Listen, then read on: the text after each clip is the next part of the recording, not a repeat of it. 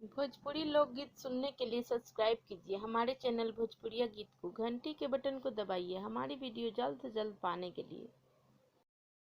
लेके शिव के मनाई बहो शिवा मनत नाही। काले के शिव के मनाई बहो शिवा मनत नाही। कोटाया मरी शिव के मन ही न भावे। कोठाया मरी शिव के मन ही न भावे। टूटही मरया कहाँ पाई बहो शिव मानत नाही। टूटही मरया कहाँ पाई बहो शिव मानत नाही।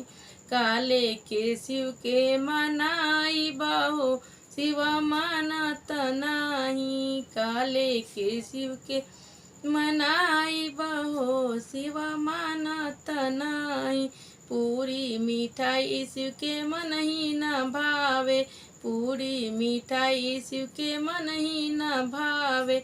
भंगिया के गोला कहाँ पाई बहो शिव मानत नाही। भंगिया के गोला कहाँ पाई बहो शिव मानत नाही। काले के शिव के मनाई बहो शिव मानत नाही।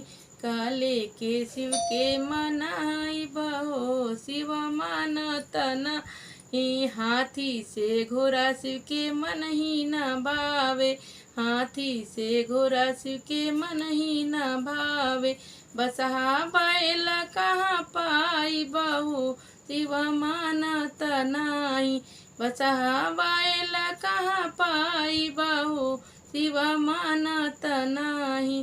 काले के शिव के मनाई बहो शिव मानत नाही।